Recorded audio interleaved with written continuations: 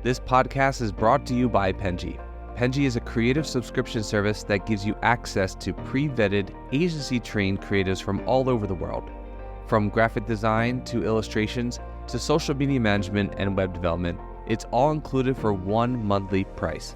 It's time to say goodbye to the hassle of searching for top-notch creative talent.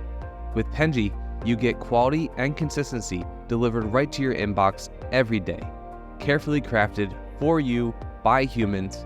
So meet your new creative team today. Head over to penji.co for more and enter the coupon code located within the podcast show notes.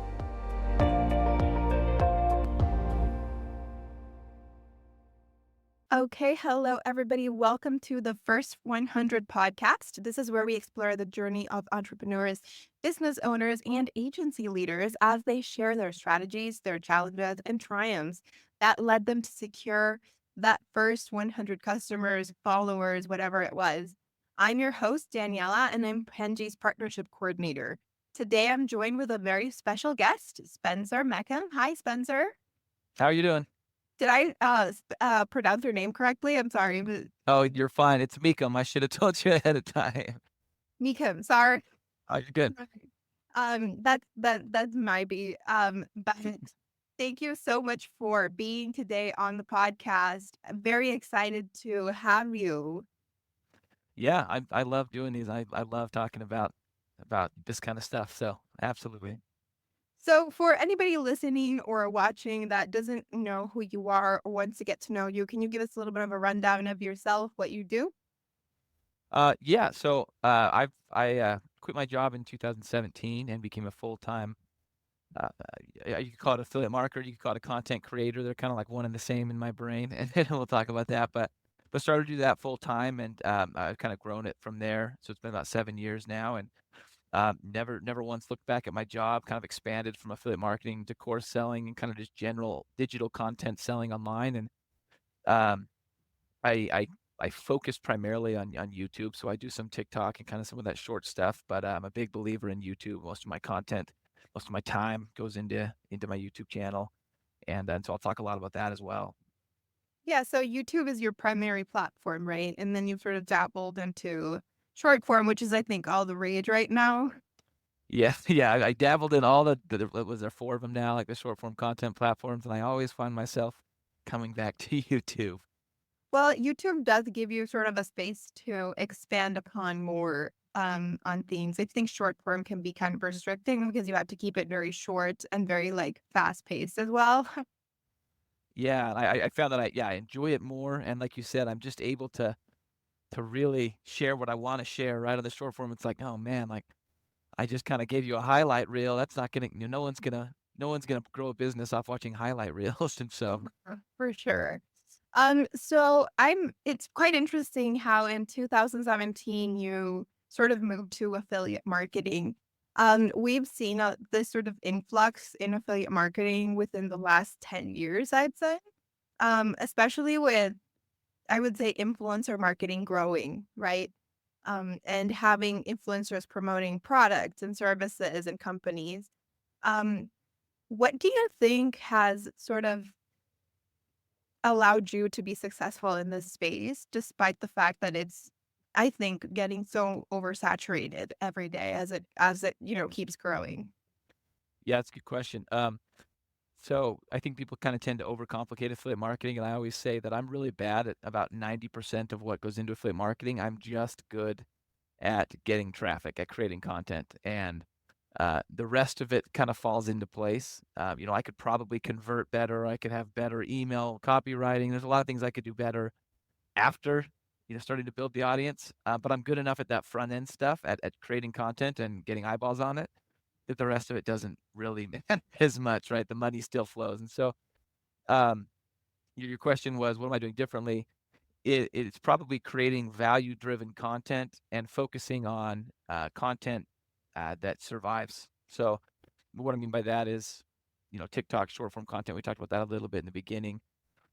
It's always a battle because you put out a video and the next day it's like back to the drawing board, put out another video, a video, right? And like the battle never ends and it's exhausting. And so people kind of will surge and then they die out, because it's just hard to fight that battle every day. And so I focus on YouTube, and then initially I focused a lot on blogging in the beginning as well. And that's content that you kind of build on, right? Like I make a YouTube video and it gets views today, it gets views tomorrow, it gets views probably months from now, and I'm able to build on the views I'm already getting from previous content. And each new piece of content builds and gets me more views the next day, versus those a lot of other platforms on social where you're kind of just fighting every day for another win. And I think that's helped me to kind of I haven't exploded. I didn't come out of the gate in 2017 like home running it, but I've slowly been able to build something up with that idea and methodology. So content creation has played a huge part in your affiliate marketing strategy, right? Um, Yeah.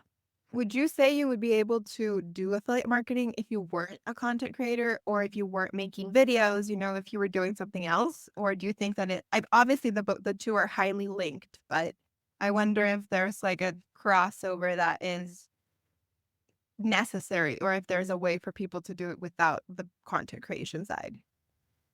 Yeah, I actually get asked this question a lot. It's like there's a way, but it's a much, much harder way. So the only other way you're going to do if you're not going to get free traffic is you're going to pay for your traffic, and unless you've got this massive budget sitting there, which most people that are just starting affiliate marketing aren't doing it because they've got a massive pile of money in their bank account. So unless you've got that to blow on ads and kind of start learning the ad game, 99% of people that are new to it need to start getting into the content game. Yeah. And how do you think?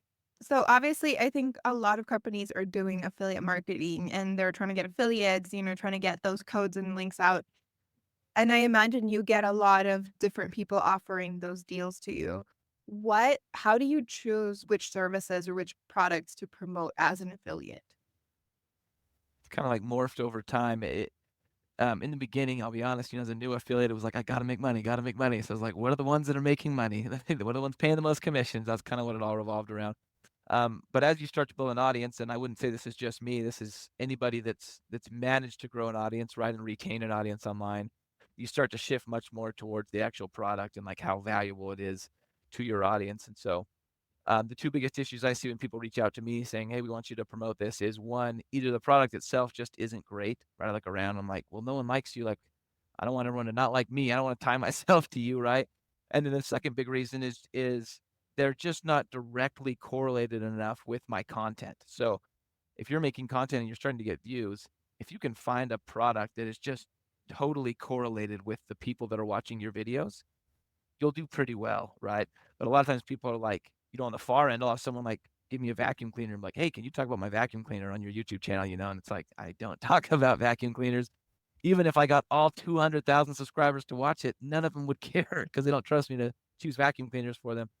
And so it's more like, hey, I've got this audience of people that are very interested in this one specific thing. If your product like totally aligns with this like problem or this desire that my audience has been built around, it's going to do well no matter what. Yeah, like you're not going to promote a makeup product if your platform is not Yeah. makeup.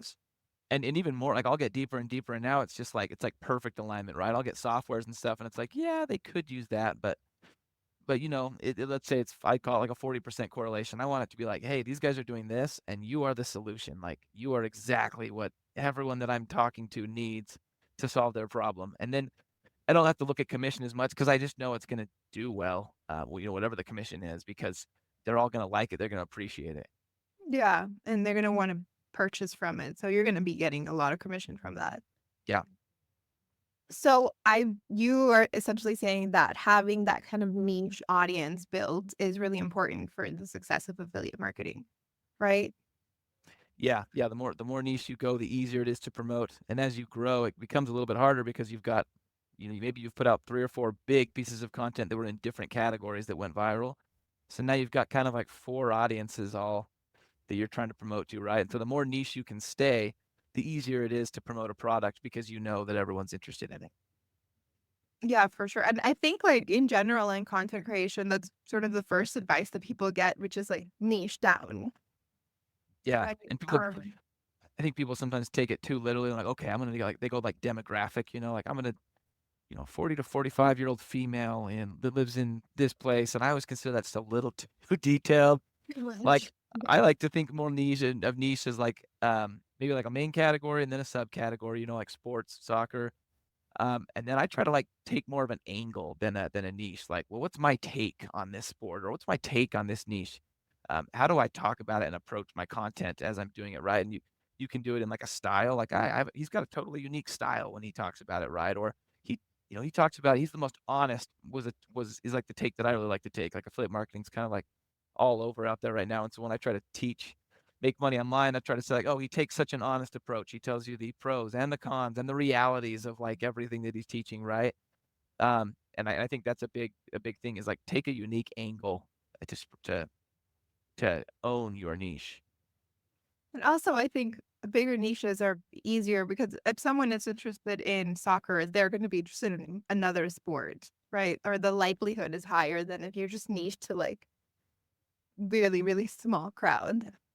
Yeah, yeah. So you can niche to small crowds, but then inevitably you end up if it's too small, you end up bumping up against yourself, right? And like, where do I go from here? I've kind of you hit these boundaries. Yeah, like that's it. I got my niche. Yeah, yeah. Like, what video am I gonna make today? I feel like I've like hit every single piece of this niche in 30 days. Yeah. No, definitely. And I think content creation is sort of a journey to figuring out how your audience responds to your videos and things along those lines. How have you said your growth was not like explosive, but it's been steady, right? For anybody that is interested in starting with affiliate marketing and content creation and all of this, what would you say to them as for them to start in this world in 2024? Kind of that idea. Like, I would a couple things, I guess. The first one is don't expect anything to happen in the first few months. There's a learning phase, right? Like there is with everything, and no matter what you've been marketed, no matter what you've been told about affiliate marketing through videos or friends or whatever, like there's going to be a learning phase. So be prepared for that learning phase. And the second big thing I feel like people struggle with when they're just starting affiliate marketing and online businesses in general is kind of getting stuck in the learning phase. So they love, like this podcast, super helpful. They love podcasts, they love YouTube videos, and they soak up so much information and they kind of like have knowledge in their head, but they don't spend much time actually doing. They spend a lot more time learning because it's easier, right? Mentally, it's easier to like watch a YouTube video and learn stuff and like read the books and listen to the podcast than it is to actually like sit down and like, okay, I've got to like build this now and go and figure out how to actually do what I'm learning. And so I always say like get stuck in a learn apply loop. Like on the daily, be learning but be applying. Try to like spend a little time each day in both sides of that. Um, and you're slowly growing, your business is slowly growing, and together you eventually will succeed if you just do that long enough, in my opinion. Yeah, I've actually heard people talk about that sort of learning rut, in a lot of different situations where like they think that they're actually doing stuff because they're learning so much about it, but they're not. And It it's sort of feels like a good. way for your brain to lie to yourself that you're doing it. Oh, totally, totally. And then everyone does. It's funny. I'm like the opposite actually. I I I'm like I'm just gonna go do it, and I don't learn at all. And then I find out later, like I spent months trying to figure something out that I probably could have like just taken a little training or something, or like talked to someone that knew what they were doing and figured it out. So like they're both important. I get stuck on the other end, but I feel like more people get stuck on the learning side, like what you just described. Yeah, I've heard that and I was surprised because I'm like you. I get the same problem. Like when I started working out, I think I was talking to someone about this the other day. I had never like gone to a gym before in my life, so I was obviously completely lost. And I just kind of started doing things. Like I looked for, let me just like Google some routine and then do it. And I was doing everything so bad. And then, I saw no results and I was like, why am I like busting my ass? And I'm like, I don't look skinnier. I don't look fitter. Right. And then I asked a trainer one day and they were like, because you're not doing the workouts right. Like you're not moving the muscle that you're supposed to move. You need to learn how to do it properly. And it was like, oh, All right, I'll learn. Yeah, no, this- exactly. I was Yeah, more just like, you know what? I'll figure it out. I'll just do whatever. yeah. You think that's a good thing, but like the balance between those two is the successful one. Yeah, definitely. So, what actually drew you to this kind of business model? I mean, I think not everyone is also, I would say, brave enough to delve into content creation and affiliate marketing because it's very, especially at the beginning, I think the beginning stages, it's very unpredictable and very unstable. And you don't really have a guarantee that you're going to be successful, right? Uh, Yeah. what made you want to sort of venture into all of this? It's the idea that um, your successes or your failures, whatever they are, you get to own 100% of the rewards, right, or the consequences. But you work at a job and you can. So I had 2 or 3 jobs right out of college before I started this, and it was like you do this great thing, right? I worked at a digital marketing agency, for example, and you put together these crazy campaigns, right? And they succeed, and the company makes wild amounts of money, and it's like maybe you'll get a bonus, maybe you'll get a small raise, but nothing compared to what you just did for them, right? And it just um, the affiliate marketing, it's like, hey, you figure it out and you do it right, like you own all those results, the rewards, everything, and so it's kind of like this limitless direction you can go if you continue to do it well. Yeah, it's definitely a lot more rewarding for you, and you can have complete creative control and control of it in general, right? I'm a control freak. That is what it is. Yeah. So, how you said that your business has also grown a lot since you started. Now you also give, you said you have client work, you started kind of just with the videos. How has that scaling process been for you? I think a lot of our listeners really struggle with actually scaling when their businesses are getting bigger or better. And then they're kind of like, okay, ooh, what do I do now? Yeah, yeah, because it feels like it's always kind of swinging one way or the other. For me, I guess it's like you start to do really well, and on maybe the content side, so now you're getting all these people interested, yada yada yada, right? And it's like I don't have the systems in place, I don't have the team in place to like help me fulfill and create the products to sell to these guys and all this stuff. So then you kind of like work on that for a while, and then you look back and you're like, okay, our content game's been a little lax of late now. It's slowing. We've got a slower pipeline, and so I probably everyone feels that, and it's kind of like a constant like for me, I like broke it down in my head into those two well, 3 sections. I've got the products, the systems for selling the products, and the content for driving people to those systems. And those are like the 3 folders in my Google Drive, and I try to just be eyeing them every day and catching misbalances before they get too big, right? Because in the beginning it was like, oh my goodness, we just hired someone, we created this product, we're marketing this product, but I've been so focused on that, like I've got this like slow, dry pipeline of people eking in, and so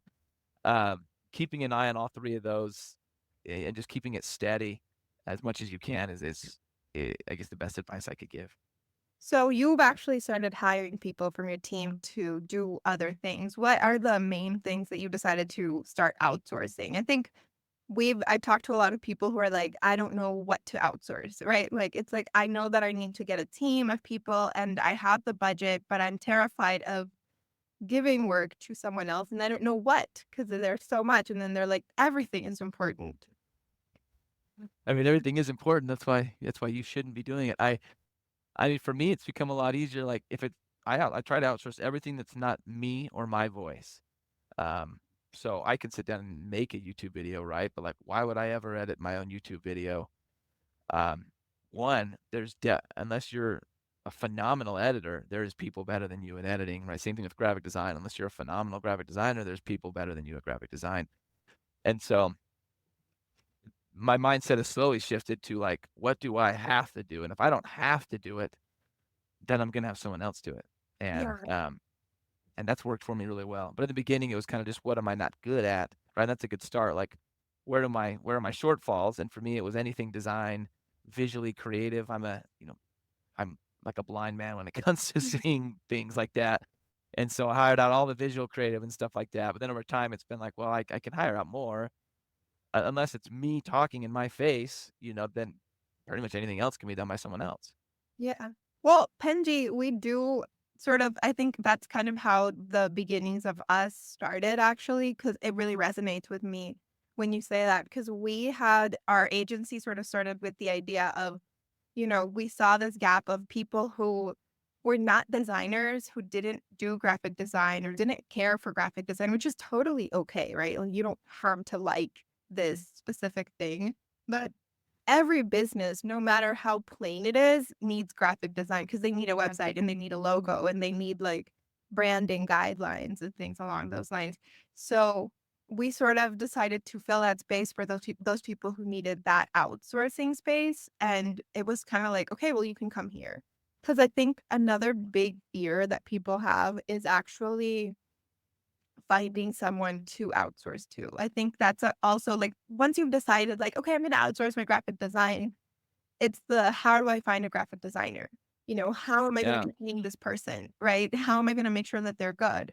And sites like Fiverr and Upwork, while they have great designers and they're great for freelancing, can be really terrifying, I think, for someone who's never been exposed to that.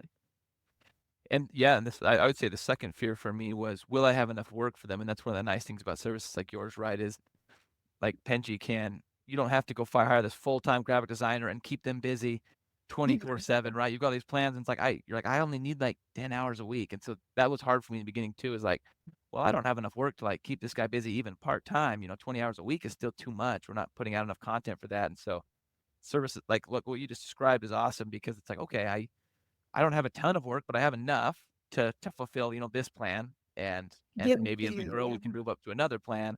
But I know that's been a big problem with me. Sometimes is I'll hire someone and be like, I don't have as much work as I thought I did.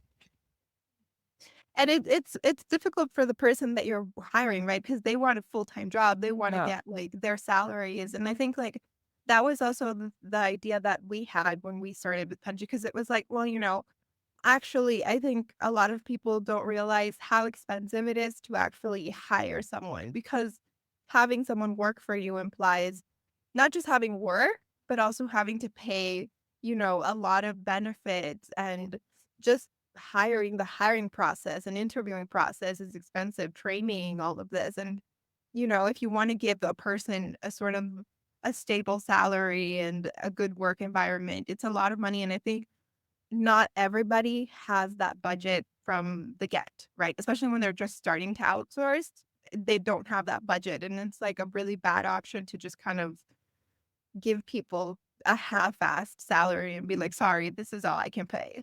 Yeah, and then let them go, 6 weeks later, like, never mind. I didn't have as much work as I Sorry. And then you're back with your own problem. You were still overworked Yeah, because you don't have enough work to give to other people. exactly. And hard to grow that way. Yeah. So I think like that's a very interesting. And like I think graphic design and video editing and I think like SEO, they're very common things that people tend to outsource because they're also a lot of business owners or content creators did not necessarily start their businesses or their platforms with all of these things in mind. And they probably don't have that expertise. Oh, very much so. Yeah, and it would be such a waste for them to spend so much time Yeah. developing that expertise. Yeah, like, and if especially if you don't like it, like, if you're not good at it, why are you gonna waste time trying to learn how to use Figma for, like, hours, and it's gonna be a bad result in the end. Yeah, yeah, I did that a lot in the beginning. A lot of that of like, I'm gonna learn this software because I can, and then, it's like 30 hours, and I could have hired someone that knew it, and they would have had that out in 10 minutes, like they would have had that ready for me, And they're probably gonna give it, like, an even better result and it was than better. Shrek comes up with. Yep, exactly. Yeah, and I think sites like Canva are very useful, video editing tools. I think TikTok and Instagram, they've, like, developed a lot of video editing within their own apps for, like, short form, so and they're very user-friendly, so, like, a lot of people can go in, but I think it's still very basic, right? Because if you want something more professional done, you definitely need to find a person to do that for you. And then there's just that time, right, you spend like, I can film in 5, 10 minutes, I can make a short, but then you spend 2 hours editing. Well, that's, you got one of those out a day or a week or whatever, versus I can film, like with my editor, right, I can film 10 shorts. I'll sit down in a 2-hour filming session. I'll film 10 shorts, hand it to them. Now I can get 10 shorts out that week, same amount of Yeah. time.